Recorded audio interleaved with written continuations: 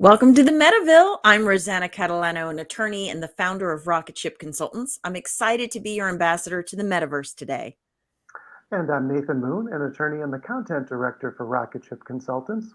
Our guest today is Tony Wild, founder and CEO of Wild Portals, a creative agency focused on augmented reality, the metaverse, and building utility into non-fungible tokens. Welcome to the Metaville, Tony. Thanks, Nathan. Thanks. Great having you. We're so excited to have you here. So tell us a little bit about what you do. Sure. So what do I do? That's quite a varied question. I'd say I start out learning how the best way we can grab the digital into the physical. And I do that with augmented reality. I've been in that space for the last 4 or 5 years now. Started early working and helping build Snapchat's Snap AR ecosystem as a lens creative partner with them.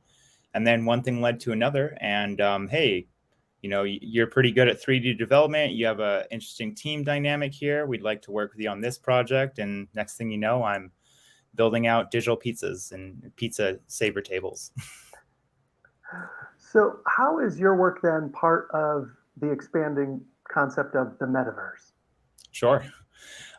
So, when I think about the metaverse, I think about, how we are interacting with people in this whole second reality, right? And while we're there, just like in this real reality, we need 3 dimensions at least to work within. And if we're running around just flat 2-dimensional images, right? Not nearly as exciting, not really as meta. But that's where I really like to try and bring in the 3D concept of it and think about how we can attach augmented reality development, 3D development, and building out some of these avatars, of these popular PFP projects into some of the best working IP that we can create these days. Because after I created this avatar in AR, before we even move them into the metaverse, we can actually explore and live stream and build an audience off of just regular streaming. I want to ask you a bit about what pulled you into augmented reality, but I think before we go there, I should probably have you explain a bit to our audience, because our show is really built for people that are unfamiliar with all of these concepts. What is sort of the difference between virtual reality, augmented reality, and sometimes some of those other concepts we hear like mixed reality or extended reality? Like what that is, and then tell us why you're interested in the augmented reality portion of that. Absolutely. So yeah, I think the best reference I believe I heard someone use before, if you've seen the movie Space Jam, the first one, when Michael Jordan, when the tunes come into the world to grab Michael Jordan, that's really AR to me, where we're seeing these different dimensional beings and characters explore with the physical world. And then when he gets pulled into Tune World, to me, that's really VR, right? Where everything around him is fabricated and not in the physical reality in which we know. So I think of, once again, VR, all-encompassing. AR enhances the world around us through a smartphone, through a portal, if you will. I think that covers the AR VR side. Now we're talking about mixed reality and extended. I think those are just concepts of same that kind of blend how we think about AR and VR applications. Everything from augmented reality glasses to headsets that are in VR, but they have cameras and can actually input AR devices over a recorded image of the real world. Did I lose everyone there? I thought that was a great explanation. Why is it that augmented reality sort of speaks to you more out of all of those realities? I think it just because AR is one of the quickest steps for us to start building out these experiences right now. With VR, we are creating an entire world, right? And with AR, the ability to enhance the world around us, I think, is a little easier and a little more entertaining. It's also a lot more feasible and accessible right now. We've gone from a $2,500 VR headset to 300, right, to 200, to even the concept of the Google Cardboard. But I really think what drags me into that space is just the joy I see when I see people interacting with effects that I've built. So selfishly, that's why I love AR. It's because it just brings me the most joy. So, in the space of augmented reality, what do you see as the potential for it as we move into more digital spaces and start to realize the metaverse? Yeah, I think really it's about connecting AR to a secondary world that is in sync, right? So I think with AR, it gives us the ability to combine the metaverse and the real world into hybrid locations and experiences. Yeah, I think it's a really neat space, and when we've seen some of the work that you have on your website, it's engaging stuff.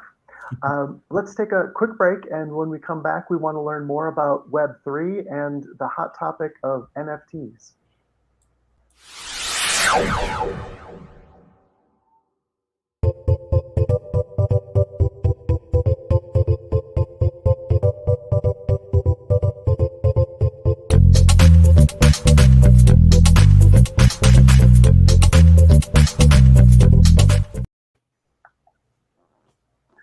Welcome back. We're talking today with Tony Wild, the founder and CEO of Wild Portals, to learn more about augmented reality, the metaverse, and NFTs.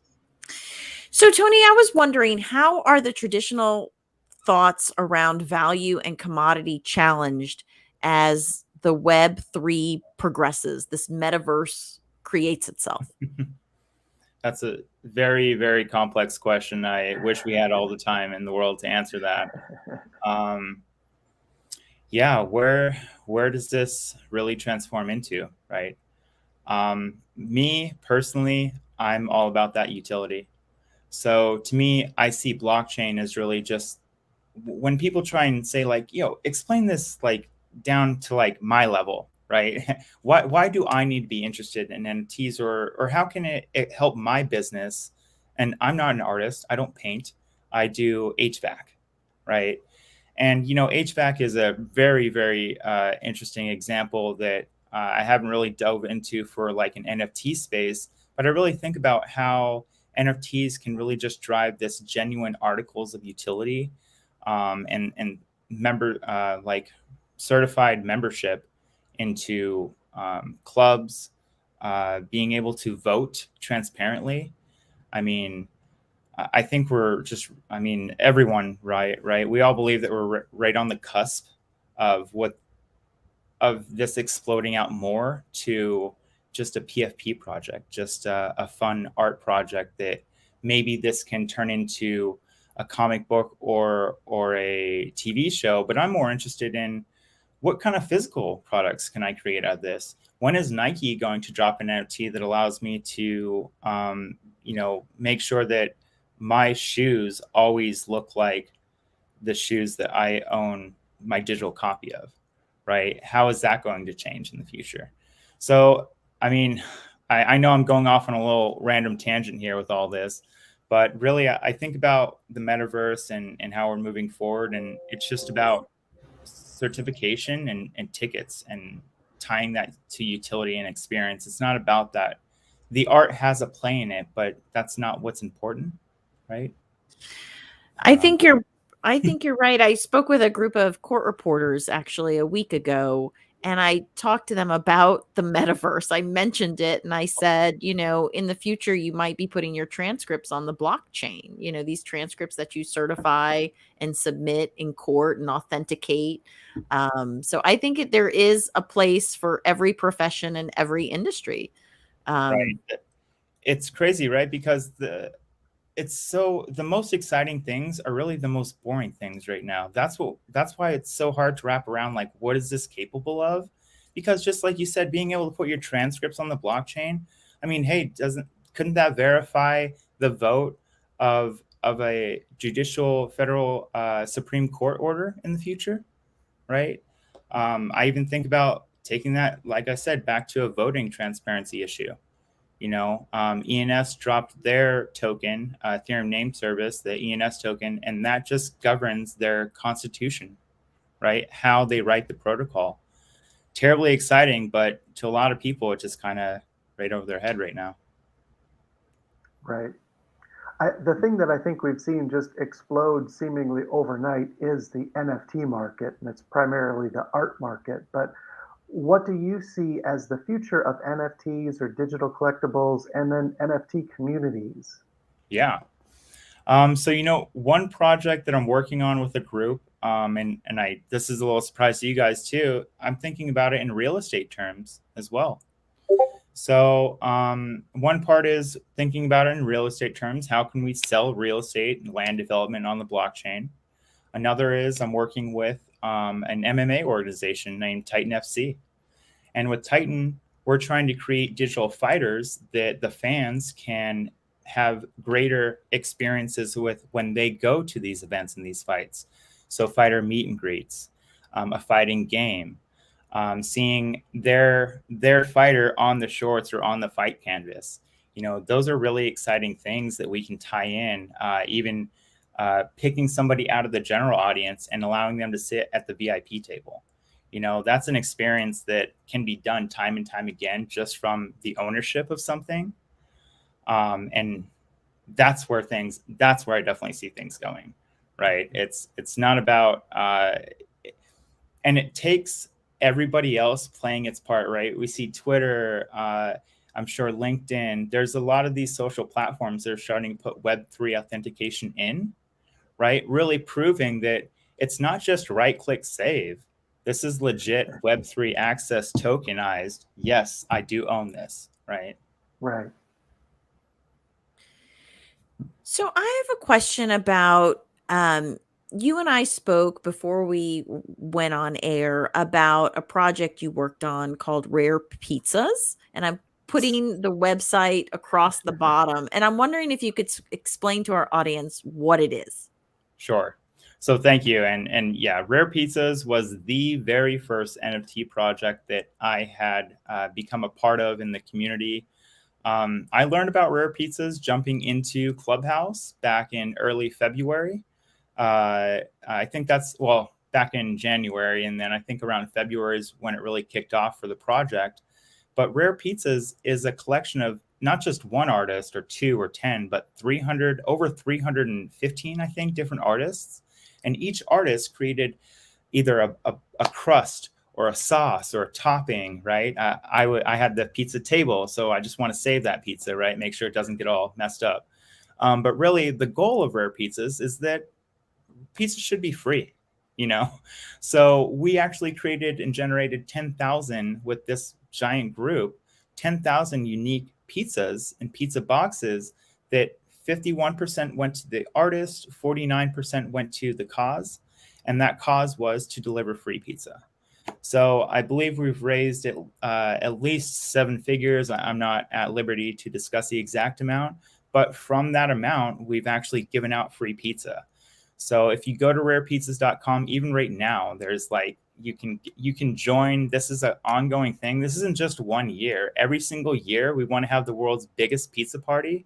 And that pizza party is really giving money to the pizza shops to create free pizza, paying them for their service with the stipulation that you give this pizza out for free. I think that is the real future of NFTs and how we feed everybody through the blockchain. I think that's a cause that Nathan, I know he's a pizza maniac. I think that's a cause he can get behind. Are there any other upcoming projects your company's working on that you want to share? Sure. So one thing that I'd like to just tease and kind of hint out there, if you do follow my socials, can be usually found at Tony Wild for the win. I'm working on a project that I can't really discuss too much, but it's how we can really take the digital and create it physical. And I'm talking about, I'll give a hint, I'll say ingredients. That's as much as I can say there.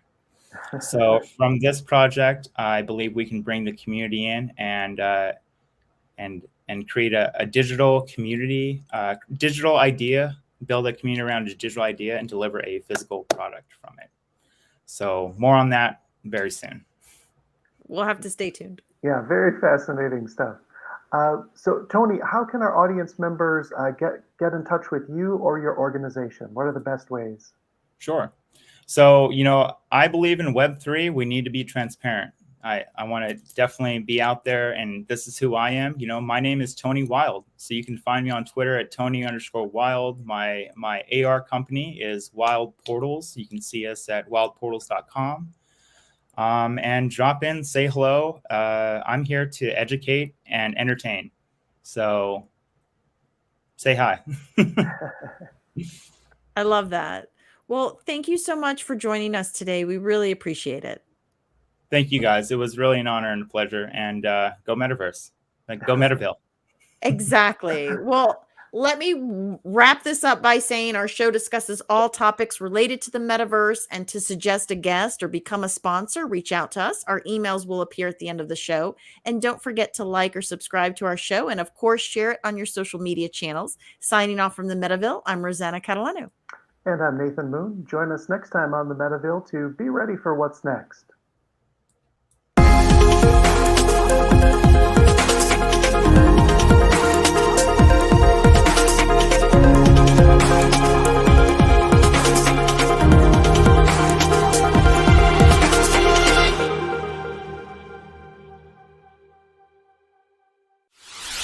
Wow.